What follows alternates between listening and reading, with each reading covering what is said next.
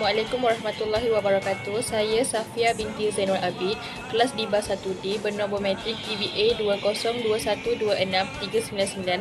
Saya adalah ketua bagi kumpulan 11 dan tajuk pembintangan kami ialah pembangunan dan alam sekitar. Pendahuluan bagi pembangunan dan alam sekitar ialah dapat membentuk pelajar agar lebih peka dan prihatin terhadap isu-isu alam sekitar. Selain itu, memperoleh pengetahuan, kemahiran serta nilai dan komitmen untuk menjaga alam sekitar. Seterusnya, berusaha dan bertindak secara individu atau bersama-sama. Di samping itu, mendapat pengalaman, pengetahuan dan kefahaman asas mengenai alam sekitar dan permasalahan atau puncanya. Assalamualaikum warahmatullahi wabarakatuh. Nama saya Dayana Aliba Najwa binti Mazuki dari kelas DIBA 1D yang bernombor matrik DBA 2021262661. Saya ingin menerangkan tentang pemeliharaan dan pemuliharaan alam sekitar. Yang pertama, kita memperoleh nilai, memupuk sikap yang positif, cintakan alam sekitar dan bermotivasi untuk terlibat secara aktif dalam pemeliharaan dan pemeliharaan alam sekitar. Selain itu, kita juga mestilah memahami bahawa pembangunan negara harus diteruskan dengan menggunakan sumber-sumber semula jadi yang ada secara terancang. Sampai itu, kita mestilah menguasai kemahiran yang diperlukan bagi mengenal pasti masalah alam sekitar dan jalan penyelesaiannya. Sampai itu, kita berpeluang melibatkan diri secara aktif dalam penyelesaian masalah alam sekitar. Selain itu, seperti yang kita tahu, pemeliharaan ialah usaha mengekalkan keadaan asal sumber-sumber alam semula jadi daripada musnah.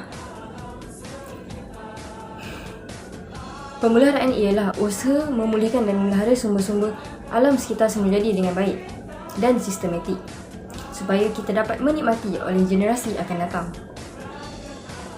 Terdapat juga beberapa langkah memelihara alam sekitar, iaitu yang pertama, penguatkuasaan seperti menggunakan Akta Perlindungan Hidupan Liar.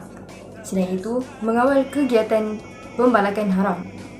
Yang kedua, wujudnya hutan simpan untuk memastikan tumbuhan dan haiwan tidak terancam. Yang ketiga, tanaman semula seperti menggantikan pokok-pokok yang telah ditebang. Yang keempat, pendidikan.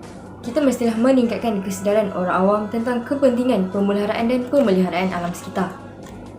Akhir sekali, kepentingan pemeliharaan dan pemeliharaan mestilah mengekalkan kewujudan organisma hidup di bumi supaya dapat diwariskan kepada generasi akan datang. Oleh hal yang demikian, tanggungjawab pemeliharaan dan pemuliharaan haruslah dipikul oleh semua pihak. Sekian, terima kasih. Assalamualaikum, nama saya Siti Nur Syafiqah binti Amran. Saya dari kelas DIBA 1D. Saya di sini ingin memberitahu anda tentang kepentingan pemeliharaan dan pemuliharaan alam sekitar. Okey, first, pemeliharaan dan pemuliharaan alam sekitar wajib dilaksanakan kerana ianya memberi peranan penting dalam kehidupan manusia. Selain itu, pencemaran air, udara, bunyi dan sebagainya akan memberi kesan secara langsung dan secara tidak langsung terhadap alam sekitar dan manusia. Selain itu, air juga merupakan sumber yang paling penting dalam kehidupan manusia. Oleh itu, kita haruslah menjaga kebersihan sungai supaya sumber air yang kita perolehi selamat digunakan. Di samping itu, untuk memastikan komposisi gas dalam udara kekal dan seimbang. Akhir sekali, untuk memastikan bahawa bekalan asas manusia tidak terjejas. Sekian, terima kasih. Assalamualaikum warahmatullahi wabarakatuh. Nama saya Dayana Atira Najwa binti Marzuki, nombor matrik DBA 2021262660. Saya dari kelas DIBA 1D. Saya ingin membentangkan tajuk pembentangan saya pada hari ini ialah pengurusan, pemeliharaan dan pemuliharaan sumber asli. Antara objektifnya adalah mengekalkan kestabilan biologi, ekologi dan sosioekonomi kepada sesebuah negara. Seterusnya, mengawasi dan mengurus penggunaan sumber ini. Antara program dan strateginya adalah sumber tanah, pelan pembangunan peringkat negeri, strateginya untuk mengurangkan kesan negatif terhadap alam sekitar seperti hakisan tanah dan tanah runtuh. Pelan struktur dan tempatan adalah mengurus pembangunan taman awam dan projek landscape. Sumber air adalah untuk mengurus dan pengawasan kawasan tanahan air dan air sungai. Pengawasan terhadap pembangunan tanah tinggi, kawasan tanahan air dan bekalan air. Garis panduan penggunaan air. Seterusnya, sumber hutan, pengawasan hutan dan menggunakan sistem maklumat geografi. Akta Perhutanan Senegara 1984. Strateginya adalah untuk melindungi hutan dan kepelbagaian biologi, terutama melibatkan pembalakan. Dapat mempertingkatkan pengusaha hasilan hutan. Iaitu kepelbagaian biologi adalah pelan tindakan kebangsaan. Strateginya adalah untuk menguatkuasakan undang-undang. Jawatan Kuasa Kepelbagaian Biologi Kebangsaan pada tahun 1994 adalah untuk melindungi dan mengurus sumber biologi negara. Dan akhir sekali, tanah.